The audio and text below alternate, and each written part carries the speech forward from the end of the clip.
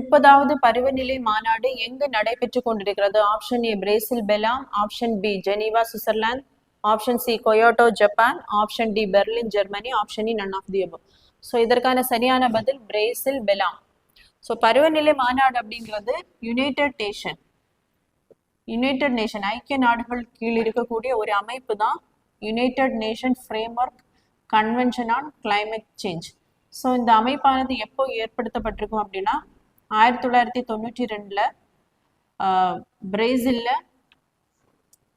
Rio de ஜெனிரியே so அப்படிங்கிற இடத்துல United nation conference on environment and protection. So இந்த மாநாடு நடைபெறும் போதுதான் இந்த அமைப்பை வந்து உருவாக்கி இருப்பாங்க. ஸோ எதற்காக அப்படின்னா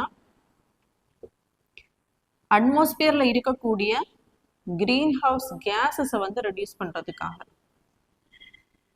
ஸோ இந்த கிரீன் ஹவுஸ் கேஸினுடைய அந்த இம்பேக்ட் என்னன்னு பார்த்தீங்க அப்படின்னா இது அதிக அளவில் அந்த ஹீட் ரேடியேஷன்ஸை வந்து அப்சர்வ் பண்ணி கிளைமேட்டை வந்து சேஞ்ச் பண்ணும்போது அந்த கிளேஷியஸ்ல இருந்து அதிக அளவு நீர் வந்து ரிலீஸ் ஆகி கடல் மட்டம் உயர்றதுக்கான வாய்ப்பு இருக்கு.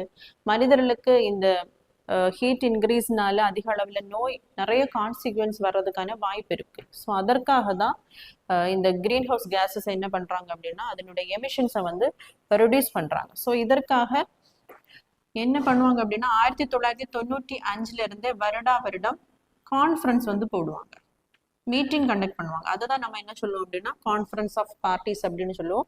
இது வரைக்கும் பார்த்தீங்க அப்படின்னா 29 கான்ஃபரன்ஸ் ஆஃப் பார்ட்டிஸ் வந்து நடைபெற்றிருக்கு. இதுல முக்கியமானது வந்து 21 கான்ஃபரன்ஸ் ஆஃப் பார்ட்டிஸ் 21. ஸோ இது எங்க நடைபெற்றிருக்கும் அப்படின்னா பிரான்ஸ்ல இருக்கக்கூடிய பாரிஸ்ல.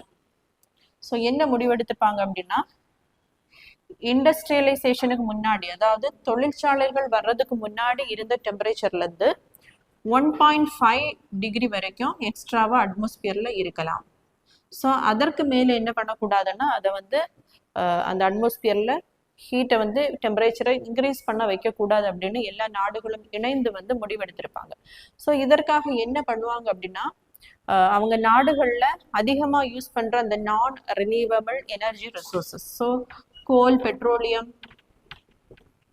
ஸோ இதையெல்லாம் எரிக்கும் போதுதான் அதிக அளவில் என்ன ஆகும் அப்படின்னா எரிச்சு எலக்ட்ரிசிட்டியை வந்து ப்ரொடியூஸ் பண்ணுவாங்க. ஸோ ப்ரொடியூஸ் பண்ணும்போது அதிக அளவில் இந்த கிரீன் ஹவுஸ் கேஸஸ் வந்து அட்மாஸ்பியர்ல போகும்போது தான் இதனுடைய அளவு வந்து அதிகரிக்கும். அப்ப எல்லா நாடுகளும் இணைந்து இந்த நான் ரினியூவபிள்னா நமக்கு திரும்ப கிடைக்காத மூலாதாரங்கள், ரிசோர்சஸ், ரினியூவபிளுக்கு வந்து சேஞ்ச் ஆவாங்க. ரினியூவபிள்னு சொல்லும்போது சோலார் எனர்ஜில இருந்து நம்ம எலக்ட்ரிசிட்டி ப்ரொடியூஸ் பண்ணும்போது இந்த கேஸஸ் வந்து எமிஷன் ஆகாது. ஸோ அது வந்து அட்மாஸ்பியர்ல இருக்கக்கூடிய அந்த கிரீன் ஹவுஸ் கேஸஸ் என்ன பண்ணும், ரெடியூஸ் பண்ணும். ஸோ அதற்காக தான் நான் ரினியூவபிள் எனர்ஜி ரிசோர்சஸ்ல இருந்து ரினியூவபிள் எனர்ஜி ரிசோர்சஸுக்கு எல்லாத்துலயுமே என்ன பண்றாங்க அப்படின்னா நாடுகள் வந்து மாறிக்கிட்டே இருக்காங்க.